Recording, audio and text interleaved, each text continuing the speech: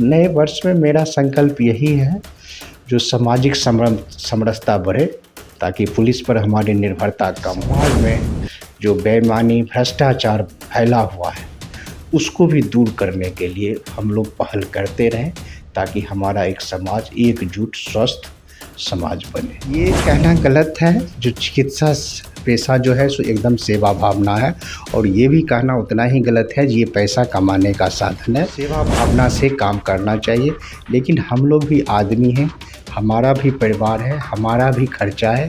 चिकित्सकों को कोई फ्री में कार नहीं मिलता है, न कोई पेट्रोल मिलता है, न फ्री में खाना मिलता है। अपराधी कहीं अपराध करते थे दिन दहाड़े, तो उनको खतरा होता था जो 10 लोग उनको घेर लेंगे, प्रतिकार होता है। अब प्रतिकार नाम की कोई चीज़ नहीं होती है, सरेआम बाज़ार को लूटा जाता है। न एक मोबाइल फ़ोन होता है, न लोग हल्ला करते हैं, न भीड़ जुटती है। कहावत है, जो दुर्जनों की सक्रियता से उतना समाज को नुकसान नहीं होता है जितने अच्छे लोगों की निष्क्रियता से होता है। नमस्कार, आप देख रहे हैं बेगूसराय फ्रंट लाइन। इस वक्त मैं ईश्वर अस्पताल में हूं। यहाँ के निदेशक डॉक्टर संजय कुमार न्यूरोलॉजिस्ट हैं। इनसे बात करने की कोशिश कर रहा हूं। नया वर्ष का आगमन होने जा रहा है और वर्ष 2023 का समापन होने जा रहा है। इसी मुद्दे को लेकर मैं डॉक्टर संजय कुमार जी से बात कर रहा हूँ। डॉक्टर साहब, बेगूसराय फ्रंट लाइन में आपका स्वागत। आपका भी स्वागत है, आपने अवसर दिया बोलने का। 2023 जो है सो काफ़ी अच्छा बीता है। कोरोना के बाद जो निराशा का वातावरण बना था वो काफ़ी हद तक दूर हुआ। इसमें लोगों ने की खुशहाली आई है, आम जिंदगी पटरी पे लौटी है, देश भी तरक्की कर रहा है और चारों ओर शांति का वातावरण है। तो मिला जुला के मैं कहूँगा जो 2023 जो है सो अच्छा बीता है, और मेरी कामना है जो 2024 भी अच्छा बीते, देश प्रगति और खुशहाली की राह पर जाए, आम जनता भी धीरे धीरे गरीबी रेखा की तरफ उठे, उनका जीवन स्तर में सुधार हो और शांति का वातावरण बने। 2024 राजनीतिक दृष्टिकोण से बहुत ही अहम है। 2024 में लोकसभा का चुनाव होने जा रहा है, इस पर आप क्या कहेंगे? 2024 का जो लोकसभा चुनाव है उस देश के लिए काफ़ी अहम होगा, और प्रायः ये देखा जा रहा है जो भी राजनीतिक पार्टी एक चुनाव में जीतती है तो चुनावी जीत का नशा उनको अगले चुनाव में हार की तरफ ले जाती है। तो अभी जो 3 राज्यों में भाजपा की जीत हुई है, इस जीत के चुनावी नशा को देखते हुए मेरा अनुमान है जो भाजपा को पूर्ण बहुमत आने में कठिनाई होगी। क्यों कठिनाई होगी भाजपा को? इसलिए जो बेवकूफ़ और चापलूस सलाहकार दोनों ओर हैं। जिस फुर्ती से भाजपा ने राहुल गांधी के क्वार्टर को कैंसिल करके कर्नाटक में चुनावी लाभ कांग्रेस को दिया, तो उस तरह की कई गलतियां जो हैं सो बेवकूफ़ और चापलूस सलाहकार दोनों तरफ से कर सकते हैं। जैसे मध्य प्रदेश में कमलनाथ ने समाजवादी पार्टी को निकाल के, और भारतीय राजनीति की जो अभी दशा है उसमें अहम रोल जो है सो आपकी गलती को दूसरा पक्ष कैसे भुनाता है। आपके सही पक्ष से अभी आप चुनाव नहीं जीत सकते हैं, लेकिन दुश्मन की गलती से आप चुनाव जीत सकते हैं। और आने वाले भी 20-25 साल में भारतीय राजनीति में यही दशा और दिशा चलेगी। 2023 व्यावसायिक दृष्टिकोण से और चिकित्सा की दृष्टिकोण से कैसा रहा? काफ़ी अच्छा रहा। व्यवसायियों पर भी सरकार ने टैक्स का शेष जो है सो कटौती किया, टैक्स शेष में, उससे भी व्यापार में प्रगति हुई।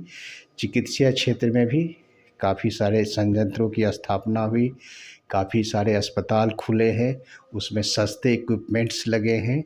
तो हमारे हिसाब से चिकित्सा क्षेत्र में भी अच्छी प्रगति हुई है, चाहे वो प्राइवेट हो या सरकारी हो। सरकारी अस्पतालों में भी सुविधा काफ़ी बढ़ी है, तो मैं इसको अच्छा मानता हूँ। चिकित्सा के क्षेत्र में बहुत सारे हॉस्पिटल बढ़ रहे हैं, डॉक्टर नए नए आ रहे हैं, मगर डॉक्टर के प्रति लोगों का भरोसा क्यों टूट रहा? नहीं, ये गलत है। डॉक्टरों के प्रति अभी भी भरोसा है, लेकिन डॉक्टरों का की जो बेईमानी है वो न्यूज़ है और दूसरों की ईमानदारी न्यूज़ है।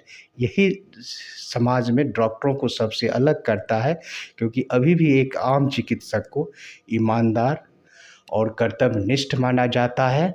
दूसरे व्यवसाय में अगर आप कर्तव्यनिष्ठ भी हैं तो आपको शंका की दृष्टि देखी जाती है, और आपकी ईमानदारी होती है तो उसको न्यूज़ होती है, और डॉक्टर की बेईमानी जब होती है तो यही न्यूज़ बनता है। मतलब डॉक्टर की बेईमानी की कमी है समाज में। डॉक्टर्स उतने बेईमान नहीं होते हैं, इसलिए हम अपने बच्चे चाहते हैं, अपने संबंधी डॉक्टर्स बनाना चाहते हैं। और अभी कोरोना काल में आपने देखा होगा, जो ट्रांसपोर्ट नहीं हुआ, स्कूल में पढ़ाई नहीं हुई, लेकिन ज़बरदस्ती स्कूल वालों ने ट्यूशन फ़ी लिया, ट्रांसपोर्ट फ़ी लिया, लेकिन आपने किसी अस्पताल में नहीं सुना होगा जो पेशेंट को नहीं देखा, डॉक्टर ने फ़ीस ले लिया, ऑपरेशन नहीं किया, पैसा ले लिया। ऐसा नहीं होता है। हाँ, लेकिन चूँकि हम लाइफ़ से खेलते हैं तो हमें और भी सुधार की ज़रूरत है। समाज के और अन्य अंगों से जब हम तुलना करेंगे तो अभी भी डॉक्टर्स के प्रति बहुत ज़्यादा सम्मान है और बहुत ज़्यादा श्रद्धा है, और उनमें उतनी गिरावट नहीं आई है जितने समाज के अन्य अंगों में आई है। चिकित्सा पेशा सेवा भावना है या पैसा कमाना?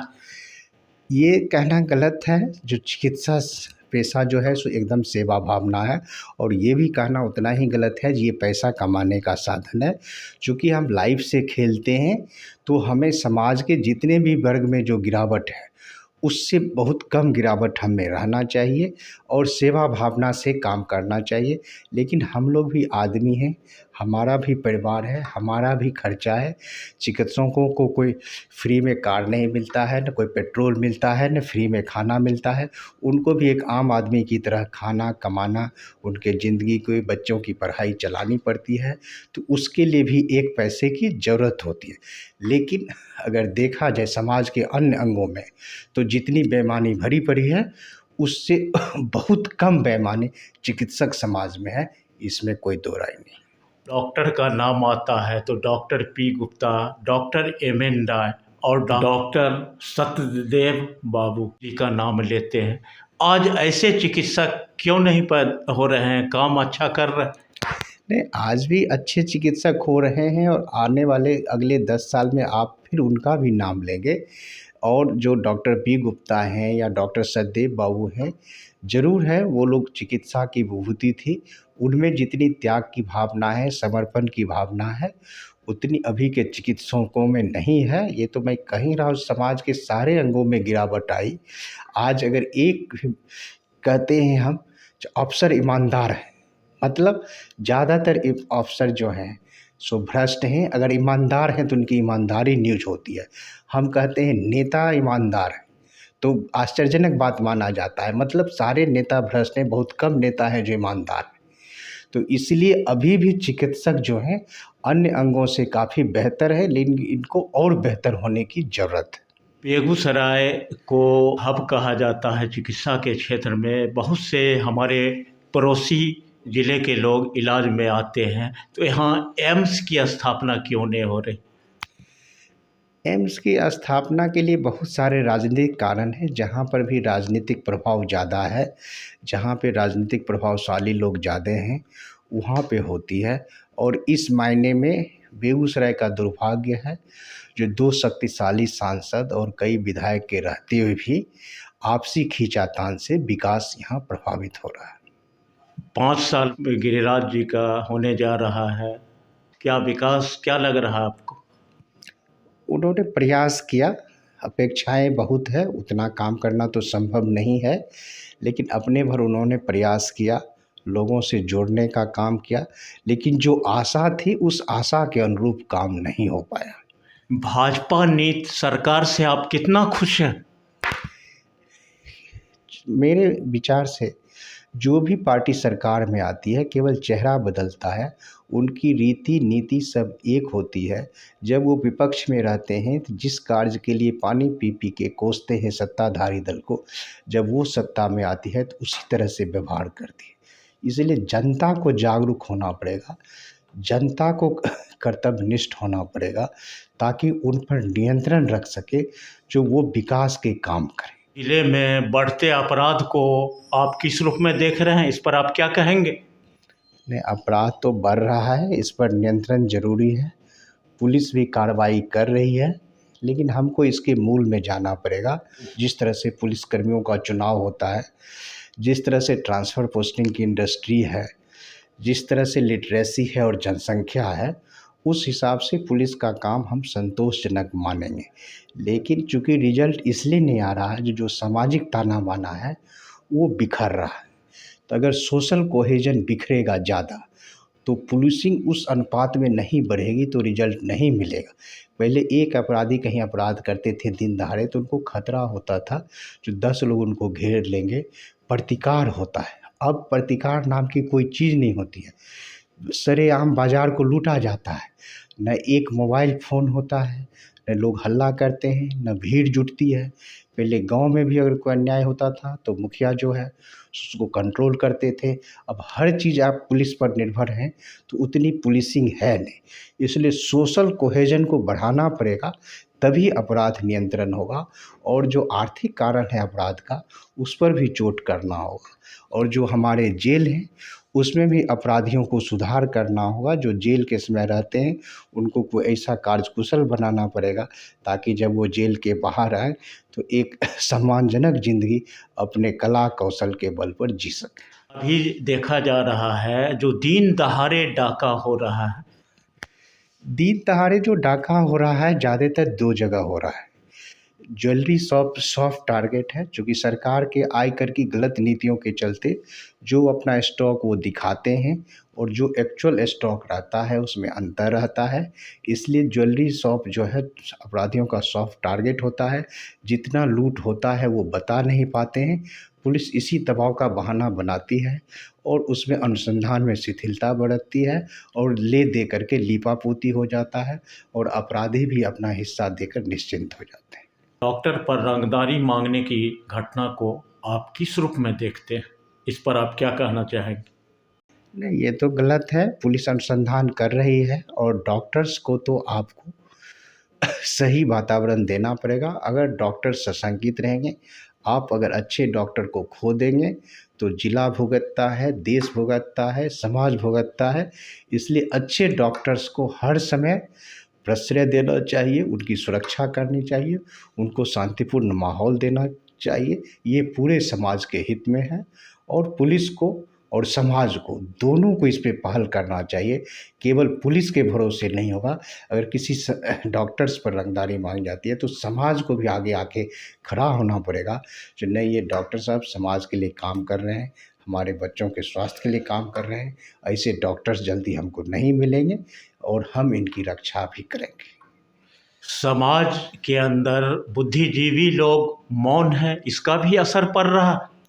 इसका बहुत ज़्यादा असर पड़ रहा है। एक कहावत है, जो दुर्जनों की सक्रियता से उतना समाज को नुकसान नहीं होता है जितने अच्छे लोगों की निष्क्रियता से होता है। इसीलिए मैं कहता हूँ जो समाज को जागरूक करिए। अगर समाज सक्रिय होगा तो किसी भी दल की सरकार हो और कोई भी पुलिस प्रशासन हो, उसको जनता के हित का काम करना ही पड़ेगा। समाज जागरूक कैसे हो, इस पर आपकी कोई पहल? समाज जो जागरूक होना है, समाज को जगाना है, ये बहुत कठिन काम है, ये बहुत आसान काम नहीं है। क्योंकि जितनी भी विदेशी शक्तियाँ हैं वो किसी भी समाज को अस्थिर करना चाहती है। मेरे भी जितने भी विदेश में मित्र हैं वो सीधा कहते हैं कि कमज़ोर भारत मतलब इंग्लैंड को फ़ायदा, अमेरिका को फ़ायदा, मजबूत भारत इंग्लैंड को घाटा, अमेरिका को घाटा। तो जो विदेशी शक्तियाँ हैं जो धर्म के नाम पे, जाति के नाम पर, आय वर्ग के नाम पे अशांति फैलाती हैं, लोगों में भेदभाव पैदा करती है, उसको समाज को पहचानना पड़ेगा जो उनके एजेंडा के पीछे का एजेंडा क्या है। और जिस दिन समाज उसको पढ़ने में और समझने में योग्य हो जाएगा, उस दिन जो है सो समाज अपने आप जागरूक होगा, आगे बढ़ेगा और हमारा देश आगे बढ़ेगा। युवा वर्ग में नशा का लत बड़े पैमाने पर हो गया है, देखा जा रहा है, इस पर आप क्या कहेंगे? नहीं, इस पे सरकार को पहल करना है, समाज को पहल करना है, उनमें जागरूकता फैलाना है। इसका जो है सो छोटे मोटे वीडियो बना के लड़कों को दिखाना है। और भी जो नशा के सौदागर हैं, जो स्कूल के सामने ठेला लगा करके क्या कहते हैं, ये रोड के सामने जो बेचते हैं, उस पर सख्ती करना है, उनको पकड़ना है, कानून को सख्त बनाना है, क्योंकि नशा हमारी पीढ़ी को खोखला कर देगी। फिर सारा विकास, सारा ये जो यंत्र तंत्र सुख सुविधा बेमानी हो जाएगा। नए वर्ष में आपका क्या है संकल्प? नए वर्ष में मेरा संकल्प यही है, जो सामाजिक समरसता बढ़े, ताकि पुलिस पर हमारी निर्भरता कम हो। हम जो है अपने स्वास्थ्य के प्रति जागरूक हों, ताकि डॉक्टरों, हॉस्पिटल और दवा पर हमारी आत्मनिर्भरता कम हो। और समाज में जो बेईमानी, भ्रष्टाचार फैला हुआ है, उसको भी दूर करने के लिए हम लोग पहल करते रहें, ताकि हमारा एक समाज एकजुट स्वस्थ समाज बने। चलिए, हमसे अभी बात कर रहे थे ईश्वर अस्पताल के निदेशक doctor Sanjay Kumar. Doctor Sanjay Kumar neurologist हैं और सामाजिक, राजनीतिक कई मुद्दों पर खुलकर हमसे बात की। देखते रहिए बेगूसराय फ्रंटलाइन। मिलते हैं अगली वीडियो में। धन्यवाद।